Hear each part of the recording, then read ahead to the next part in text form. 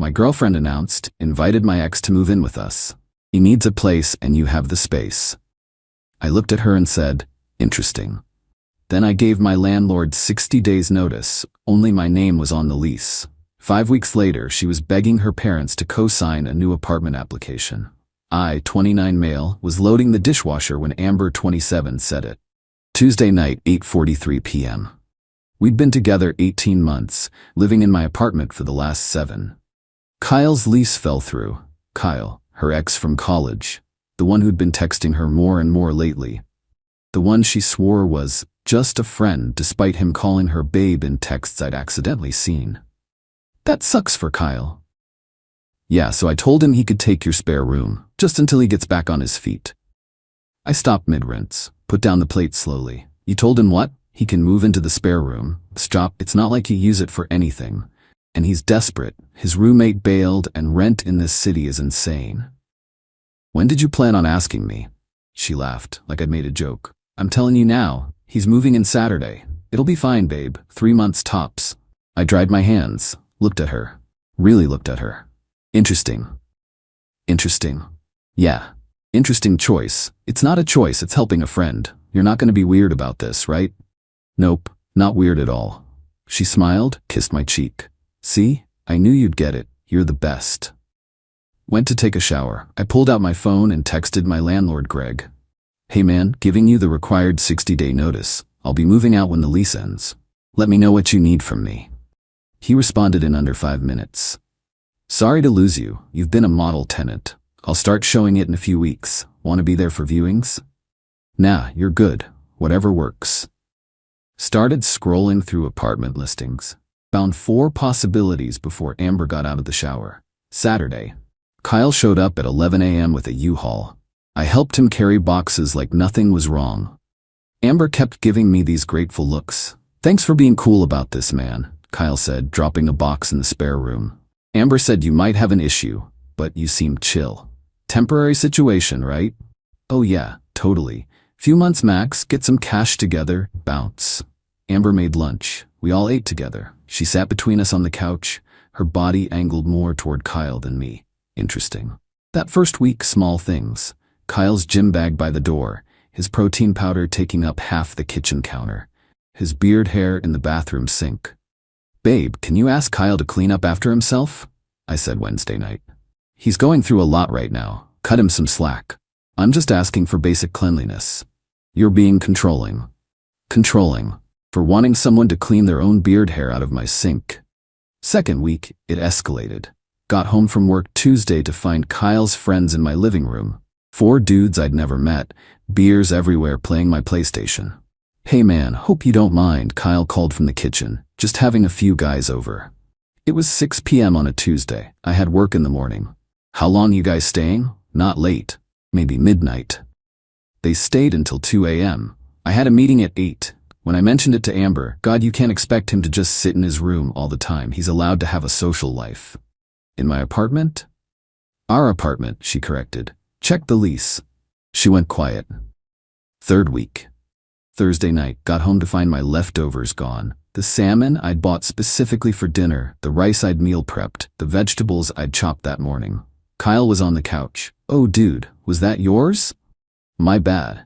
I'll get you back. That was dinner, Kyle. Yeah, sorry. I was starving after my workout. There's probably a pizza place nearby. Amber walked in. What's wrong?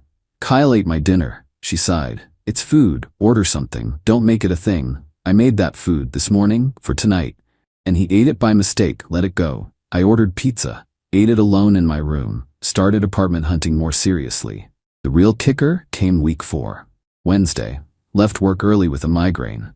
Walked into my apartment at 2 p.m. Found Amber and Kyle on my couch, her legs across his lap, his hand on her thigh, both of them laughing at something on her phone. They jumped when they saw me. Babe, you're home early. Migraine. Kyle stood up quick. Yeah, I should go make some calls. Job stuff. Disappeared into his room.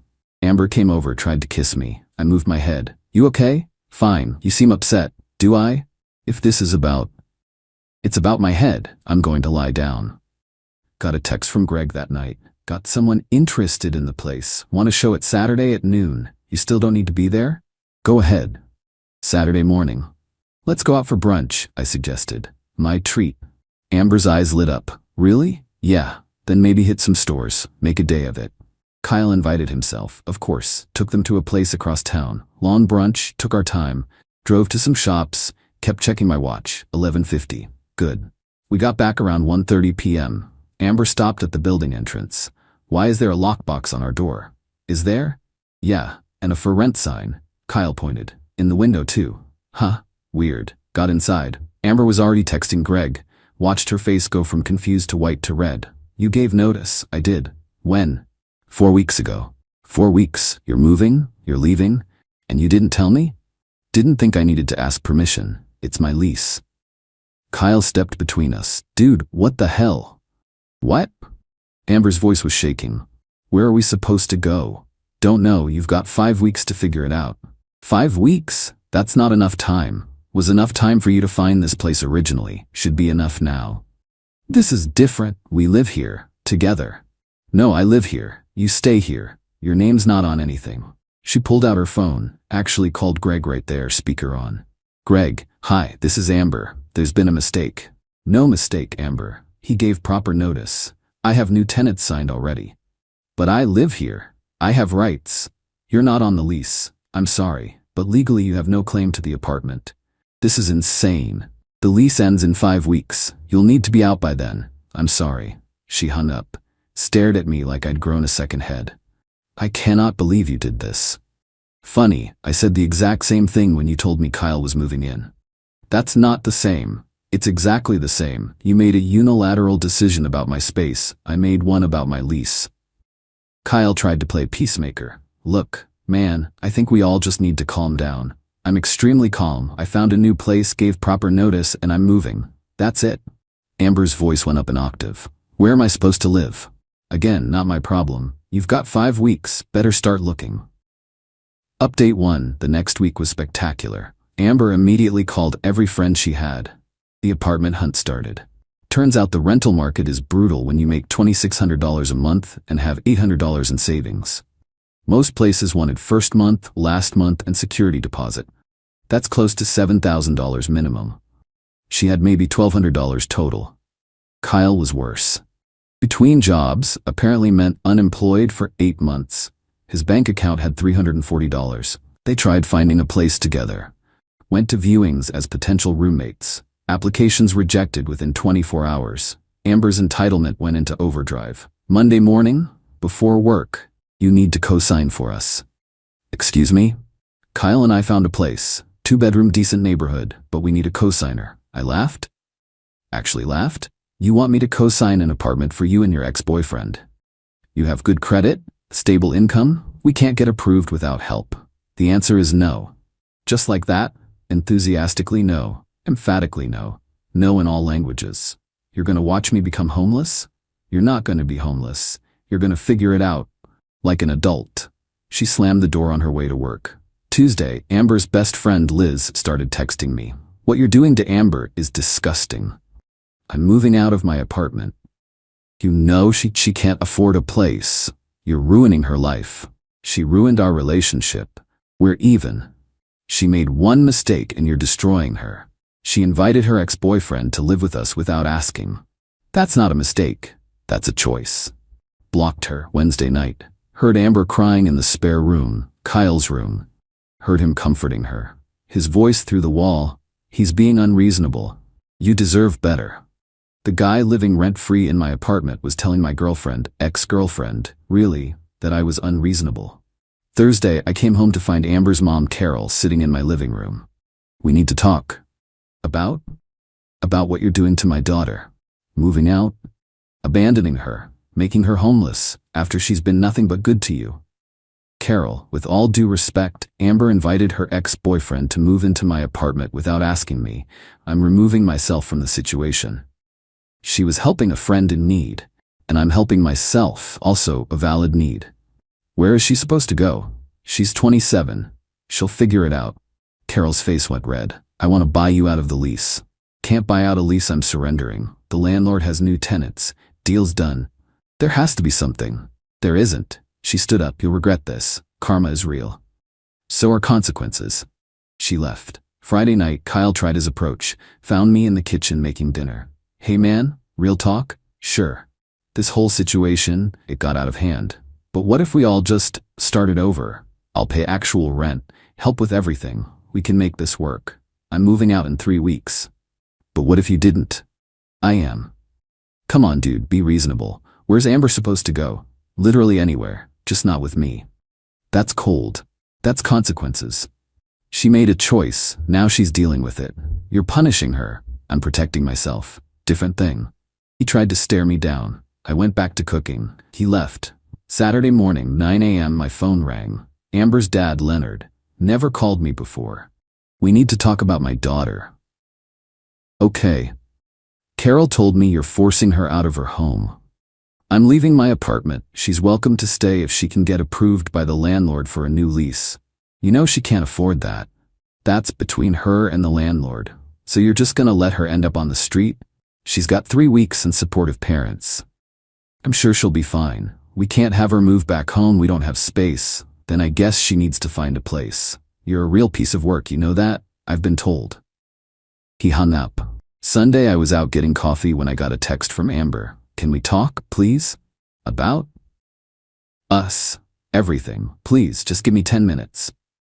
Met her at a coffee shop. She looked rough, bags under her eyes, hair pulled back. I made a mistake, she started. Okay. Kyle was a mistake. Inviting him here was a mistake. I should have asked you first. You should have. I'm asking you to reconsider, please. Don't move out. I'll make Kyle leave. It'll just be us again. No. Please. Amber, it's not about Kyle living there anymore. It's about what inviting him showed me. What do you mean? You prioritized your ex-boyfriend's housing situation over my comfort, our relationship, and basic respect. You didn't even think to ask me. You just decided. I said I was sorry, and I accept your apology, but I'm still moving. So that's it? We're done? We were done the second you said Kyle was moving in. I just made it official. She started crying. I don't know what to do. I can't find a place. I can't afford anything. My parents won't help if Kyle's involved. I'm drowning. Then let go of Kyle and figure it out. He has nowhere else to go. Neither do you, apparently. Priorities. I left her there. Update 2. 2 weeks left. The desperation reached new heights. Monday, I came home to find mail opened on the counter. My mail. Credit card offers, bank statements. Who opened my mail? Amber came out of her room. That was me. Why? I was looking for your credit report. I need your information for the apartment applications. You need my what? Your income, your credit score. Some places let you use a guarantor's information. I'm not your guarantor, but you could be. If you just... I opened your mail. That's a federal crime. Don't be dramatic. I was just trying to get out. What? Get out of my apartment now. Take Kyle with you. Come back with Carol and Leonard to get your stuff tomorrow. You're done here. You can't kick me out. I have 2 weeks. Watch me. You committed a federal crime. I could call the cops right now, or you can leave voluntarily. She called my bluff. You won't call the cops? I pulled out my phone, started dialing. Wait. Okay, I'm going. She grabbed her purse, stormed out. Kyle followed looking confused. They came back the next day with Carol, loaded up everything in under 2 hours. The apartment felt bigger immediately. Wednesday, I got a call from a number I didn't recognize. Answered anyway. Is this Isaac? Who's asking? This is property manager at Riverside Apartments. Amber listed you as a reference. Did she? Yes. She says you're her current landlord? I'm not her landlord. I'm her ex-boyfriend. She's been living in my apartment without being on the lease. Pause. So you can't verify her rental history? I can verify she's never paid rent to me or anyone else, if that helps. That does not help. Thank you for your time. They hung up. Amber called me 30 minutes later, screaming. You sabotaged my application. I told the truth. You told them I don't pay rent. You don't. You never have. You're destroying my life. You're destroying your own life. I'm just not fixing it for you. Thursday, 1 week left. Greg called. Hey, heads up. Amber's been calling me trying to negotiate taking over your lease. Would you tell her? That I already have tenants signed, and she doesn't qualify anyway, but she's persistent. Called 3 times today. Sorry about that. Not your problem. Just wanted you to know she's trying every angle. Friday night. Heard noise outside my door around 11 p.m. checked the peephole. Amber and Kyle in the hallway with Liz and some other friends. They were planning something. Heard Liz, "If his name's the only one on the lease, can't you claim squatter's rights?" Amber, "Maybe, I've been here long enough." Kyle, "We should just refuse to leave. Make him evict us." I opened the door. They all jumped. "Squatter's rights require you to live somewhere for years without the owner's knowledge.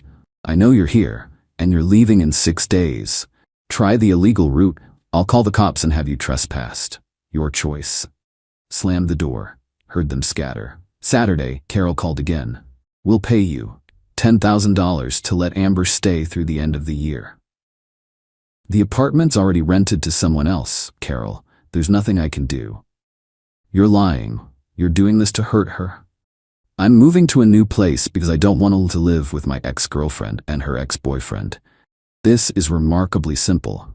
She has nowhere to go. She has parents, she has friends, she has options. She's choosing to make this harder than it needs to be." "Fine. Then we're taking her in, but you'll regret this." "I really don't think I will." Sunday, 2 days before lease end. Amber showed up with a lawyer. Actually served me with papers in my own apartment. Some kind of emergency restraining order preventing me from forcing her from her home. Called my buddy Theo, who's a paralegal. "This is garbage," he said, reading it. "She's not on the lease. She has no legal standing. Don't even worry about it. It'll get thrown out in 5 seconds." Showed up to the hearing Monday morning. Judge read the filing, looked at my lease, looked at Amber. "Ma'am, do you have documentation showing you're a tenant at this address?" "I've lived there for 7 months. Are you on the lease?" "No, but do you have any written rental agreement?" "No, but I've been paying." "Do you have proof of payment?" "Canceled checks, wire transfers?" "I've been paying for groceries and..." "That's not rent." Motion denied. "This is a civil matter between you and your ex-boyfriend, not a tenant issue."